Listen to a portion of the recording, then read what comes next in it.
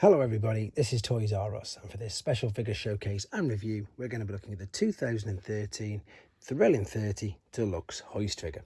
So what we're going to do in this video, we're going to have a detailed look at him in both of his modes, help you decide how you want to display him. We're going to have a look at the accessories that come with him to help you know if yours is complete. We will of course do some comparisons with his Generation 1 and newer versions of himself. And we can also have a quick look at other figures that they've used or very similarly used the mold to make as well. So as you can see, lots to get through with today. So if you're not a subscriber to this channel, if you'd like to hit that subscribe button for me now, please, because again, it really will help me out. So here he is. And the reason why this guy looks so different to the Generation 1 and the other one is because although this was released in the Generations toy line, it is the IDW version of him.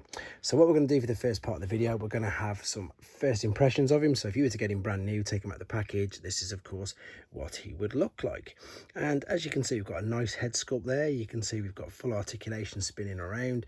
It doesn't really rock backwards and forwards. That is mainly for the transformation purpose.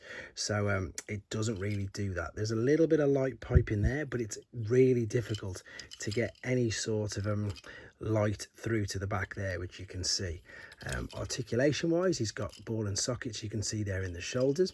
We've got a waist swivel, we've got ball and socket in the hips, we've got knee flexion, and we haven't really got an ankle rock, but we've sort of got a tilt, and the wrists only move mainly due to transformation purposes, and we've got a bicep flexion. So pretty much all round articulation in honesty, and as you'd expect from a newer figure.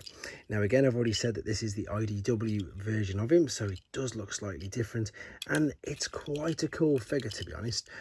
Yes, there's quite a few gaps here, but they are hidden really well because it's literally only in the sides. From the front and the back you can't really tell.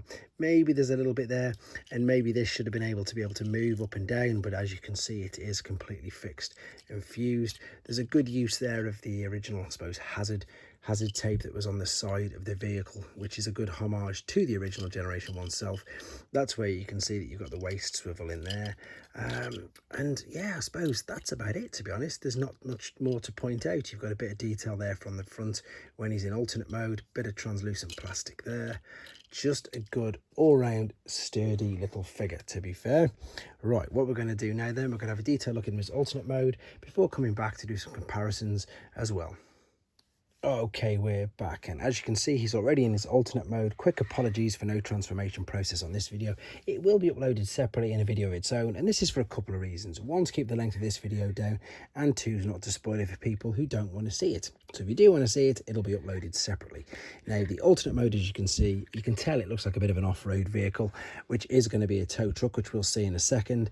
But it just, I'm sure you'd agree, it just looks really bland, really basic. There's not much going on at all apart from this lovely little homage stripe to G1 there, and I suppose the Autobot insignia on the front as well is a homage to the G1 figure. But of course, this isn't the G1 figure, it's based on IDW. Now the wheels spin round all absolutely fine. These are quite clever at the front. You've got the outside bits, which are the only part of the wheel that's of course spins, and that's due to this bit being fused for when he's in robot mode. Bit of translucent plastic around there, and you can probably tell already that that's the head just folded over, so that's a little bit negative. And my biggest negative about this is none of this actually moving. You can't move that at all. But if we want to make it look a little bit more like a tow truck, let's attach the tow arm. Now there's a couple of things with this, to be honest. Number one, don't try and attach it in this hole there. You can get away with it if I show you how briefly, but you can only get it in if you go this way, so you've got the space there, but then it just looks ridiculous because the arm's all backwards. And the other thing as well is, if we're going to put it on the correct way, make sure you've folded it out. Now the correct way is to go into the hole on the back there, and if you pop that in there, and if you don't fold this out already, you can't open it out. So you do have to make sure that you take it out and extend it ready, and then of course it will slot into place. Now this looks much better, much better. It's crazy what a silly little accessory can do, but yeah, exactly that reason. It's funny you've got these 5mm holes on the outside as well. It reminds me of more of the War for Cybertron style figures. There's nothing to attach to this in particular, but maybe some of the other weapons from the other figures.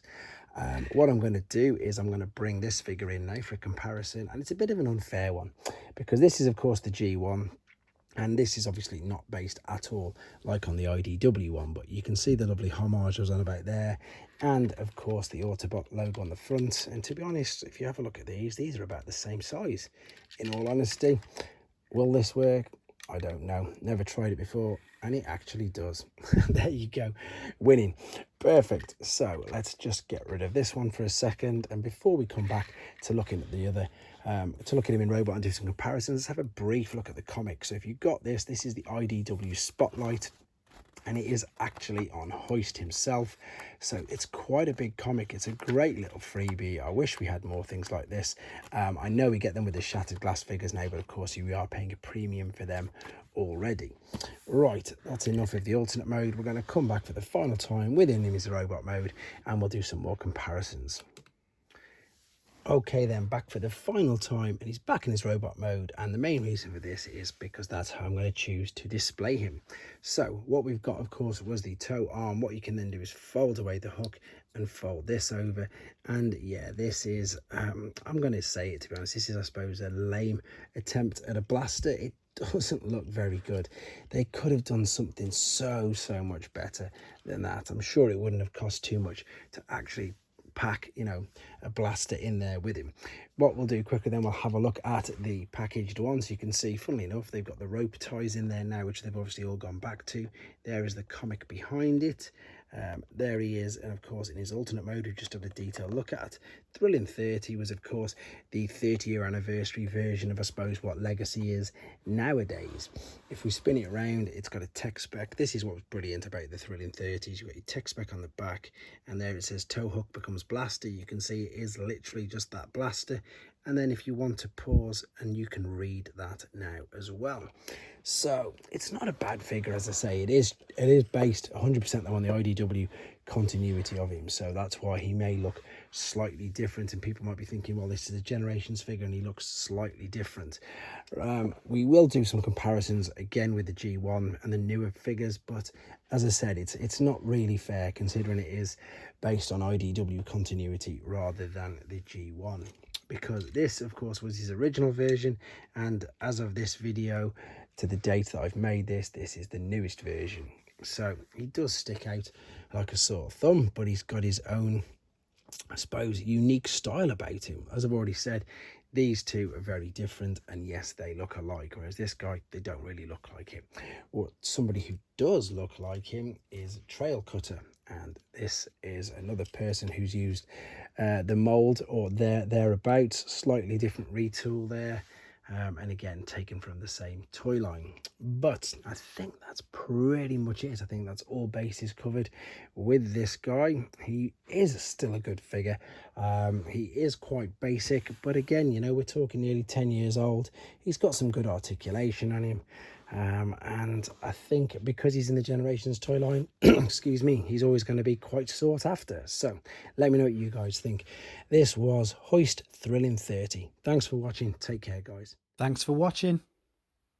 Like and comment, and don't forget to subscribe.